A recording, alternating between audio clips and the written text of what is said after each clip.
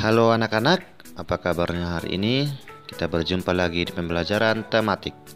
Nah, kali ini kita akan belajar tentang minyak bumi. Tahukah kamu dari mana sumber energi untuk kendaraan bermotor yang terdapat pada gambar berikut berasal? Oke, perhatikan gambarnya.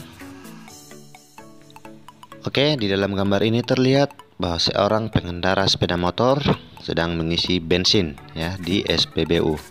Nah, dari manakah asal bensin ini?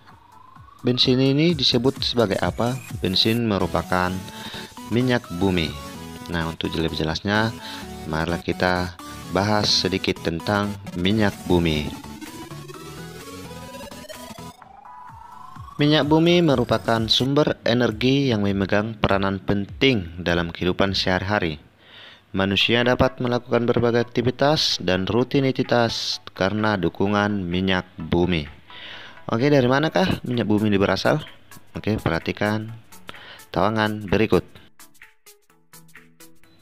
Minyak bumi berasal dari tumbuhan dan hewan yang telah hidup berjuta-juta tahun lamanya di dalam dan di sekitar lautan.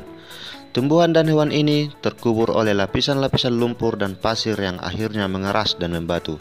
Lalu di bawah tekanan yang sangat besar, semuanya berubah menjadi minyak bumi dan gas alam. Dan minyak bumi juga disebut sumber daya alam yang langka. Mengapa disebut langka? Apa penyebabnya? Nah, mari kita lihat penyebab kelangkaan minyak bumi tersebut. Penyebab kelangkaan minyak bumi yaitu yang pertama, minyak bumi minim. Kedua, kurangnya infrastruktur penyaluran BBM. Tiga, adanya kuota BBM subsidi. Yang keempat, pesatnya pertumbuhan masyarakat di suatu daerah. Ini maksudnya semakin banyak masyarakat di suatu daerah, maka pengguna minyak bumi itu akan semakin banyak. Yang terakhir, semakin banyaknya kendaraan sehingga berbanding terbalik terhadap BBM. Nah, karena semua kendaraan itu sangat membutuhkan bensin untuk supaya bisa berjalan. Oke, sekarang bagaimana cara melestarikannya? Oke, mari kita lihat penjelasannya berikut ini.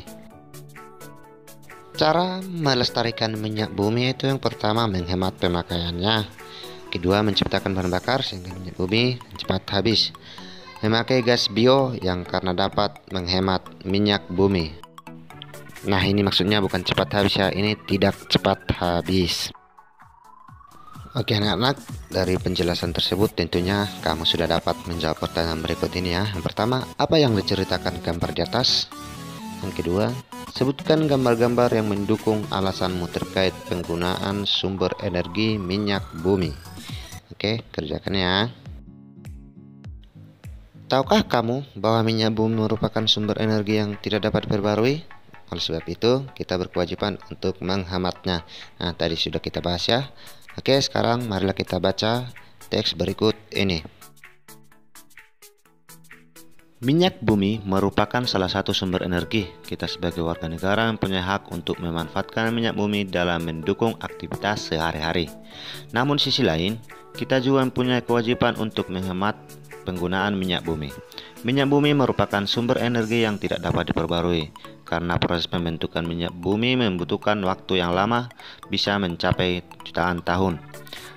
Permintaan untuk minyak bumi dari tahun ke tahun terus bertambah. Sebaliknya, ketersediaan minyak bumi dari tahun ke tahun terus mengalami penurunan. Dengan semakin langkanya persediaan minyak bumi, pemerintah menghimbau setiap warga negara untuk menggunakan minyak bumi secara bijak. Anak-anak, jawablah pertanyaan berikut ini. Yang pertama, kita sebagai warga negara mempunyai hak untuk memanfaatkan minyak bumi dalam mendukung kegiatan sehari-hari. Yang menjadi pertanyaannya, apa maksud dari pertanyaan tersebut? Berikan beberapa contoh. Yang kedua, apa yang terjadi jika warga negara tidak mendapatkan haknya? Pertanyaan ketiga, kita sebagai warga negara berkewajiban untuk menghemat penggunaan minyak bumi. Apa maksud dari pernyataan tersebut? Berikan contohnya. Keempat, apa yang terjadi jika kita tidak menjalankan kewajiban kita dengan baik? Jelaskan. Pertanyaan terakhir, berikan saranmu cara memanfaatkan minyak bumi secara bijak. Baiklah anak-anak, demikianlah pembelajaran kita hari ini. Kurang lebihnya Bapak mohon maaf apabila ada kekurangan. Oke, sampai jumpa di pembelajaran selanjutnya, yaitu di subtema 2. Bye bye.